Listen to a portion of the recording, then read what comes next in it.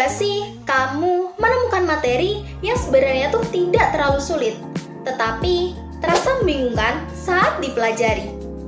Atau mungkin kamu sudah membacanya berulang kali, tapi tetap saja belum benar-benar memahami apa isi di dalamnya. Jika pernah, bisa jadi masalahnya tuh bukan pada materinya, melainkan pada bagaimana materi tersebut disusun dan disajikan. Halo semuanya, perkenalkan saya Umi. Pada video kali ini, mari kita membahas mengenai desain bahan ajar. Melalui desain yang baik, materi yang kompleks akan lebih sederhana, lebih terstruktur, dan lebih mudah untuk dipahami. Mari kita membahas bersama-sama mulai dari pengertian, tujuan, prinsip, hingga langkah-langkah untuk mendesain bahan ajar yang efektif. Desain bahan ajar adalah proses merancang dan menyusun materi pembelajaran secara sistematis agar mudah dipahami oleh peserta didik. Dalam proses ini, yang diperhatikan itu bukan hanya isi materinya saja, tetapi juga bagaimana materi tersebut disajikan. Bahan ajar ini dapat berupa buku, modul, lembar kerja, video pembelajaran, hingga media digital interaktif. Artinya, desain bahan ajar ini tidak hanya berfokus pada apa yang dipelajari, tetapi juga bagaimana cara menyampaikannya. Dengan desain yang tepat, materi yang kompleks dapat disederhanakan, sehingga akan lebih mudah untuk dipelajari. Desain bahan ajar ini memiliki beberapa tujuan yang penting dan saling berkaitan. Yang pertama, membantu pemahaman peserta didik. Materi yang disusun secara runtut akan memudahkan siswa mengikuti alur pembelajaran dari awal hingga akhir. Sebagai contoh, materi yang dimulai dari konsep dasar, kemudian dilanjutkan ke contoh, akan lebih mudah dipahami dibandingkan dengan materi yang langsung masuk ke pembahasan yang kompleks. Kedua, meningkatkan efektivitas pembelajaran. Dengan desain yang baik, waktu belajar dapat digunakan secara lebih efisien, sehingga siswa tidak perlu mengulang-ulang materi hanya untuk memahami struktur atau maksudnya.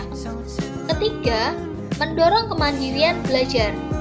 Bahan ajar yang jelas dan sistematis akan memungkinkan siswa belajar secara lebih mandiri. Misalnya, melalui modul yang sudah dilengkapi dengan penjelasan dan latihan, siswa dapat belajar tanpa harus selalu bergantung pada penjelasan guru. Keempat, meningkatkan minat dan motivasi belajar. Tampilan yang menarik, penggunaan ilustrasi, serta penyajian yang tidak monoton dapat membuat siswa lebih tertarik untuk belajar. Dan yang kelima, yaitu membantu pencapaian tujuan pembelajaran.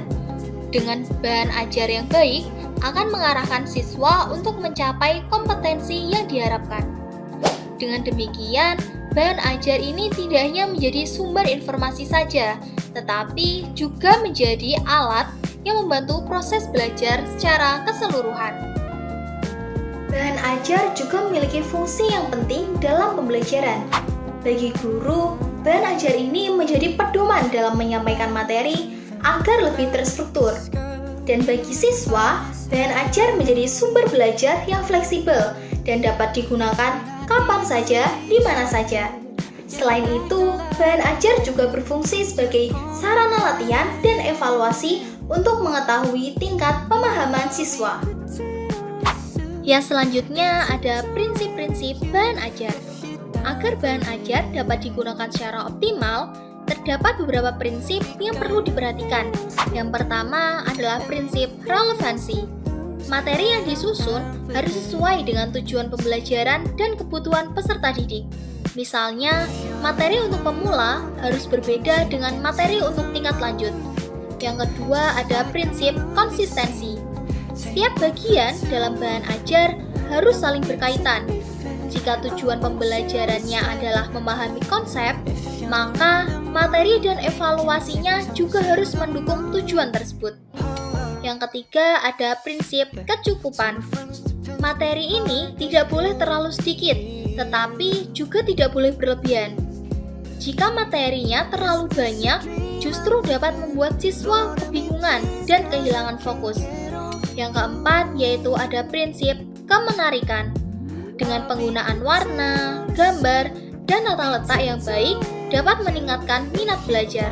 Misalnya, penggunaan diagram atau ilustrasi dapat membantu menjelaskan konsep yang sulit. Dan yang kelima, yaitu ada sistematis. Materi ini harus disusun secara runtut, dimulai dari konsep sederhana menuju konsep yang lebih kompleks. Selanjutnya, yang keenam ada prinsip kejelasan bahasa. Bahasa yang digunakan ini harus mudah dipahami dan tidak menimbulkan penafsiran yang berbeda. Dengan memperhatikan prinsip-prinsip ini, bahan ajar akan menjadi lebih efektif dan mudah digunakan. Bahan ajar yang baik umumnya terdiri dari beberapa komponen utama, di antaranya yaitu judul, tujuan pembelajaran, materi utama, serta contoh atau ilustrasi. Selain itu, terdapat latihan soal untuk mengasah kemampuan dan evaluasi untuk mengukur pemahaman siswa.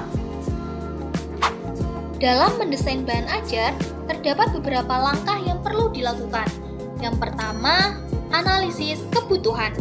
Pada tahap ini, pendidik perlu memahami karakteristik peserta didik, seperti kemampuan, kebutuhan, dan gaya belajar mereka.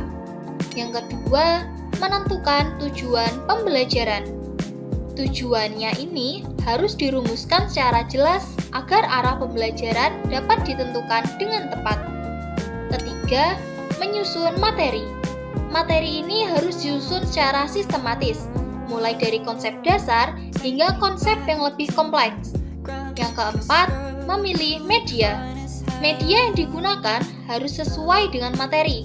Misalnya, menggunakan video untuk penjelasan visual atau menggunakan modul untuk pembelajaran mandiri. Yang kelima yaitu merancang tampilan. Tampilan bahan ajar ini harus menarik dan mudah dibaca, sehingga siswanya akan nyaman saat mereka menggunakannya waktu belajar. Dan yang keenam yaitu ada evaluasi dan revisi. Bahan ajar yang telah dibuat perlu diuji dan diperbaiki agar lebih efektif saat digunakan. Setelah berbagai penjelasan tadi, agar lebih mudah dipahami, mari kita lihat contoh sederhananya.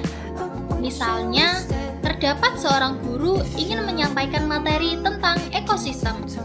Ini adalah contoh ekosistem laut, perpaduan antara komponen biotik dan abiotik.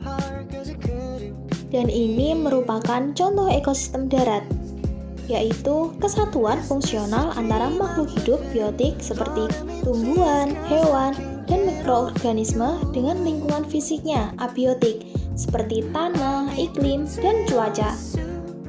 Jika materi tersebut hanya disajikan dalam bentuk teks panjang, tanpa gambar, ataupun tanpa penjelasan tambahan, siswa kemungkinan akan merasa kesulitan memahami hubungan antar komponen dalam ekosistem. Namun, jika materi tersebut didesain ulang dengan menambahkan gambar rantai makanan, ilustrasi lingkungan, serta penjelasan yang disusun secara bertahap, maka siswa akan lebih mudah memahami konsep tersebut. Selain itu, jika ditambahkan latihan sederhana atau pertanyaan di akhir materi, siswa dapat menguji pemahamannya secara langsung.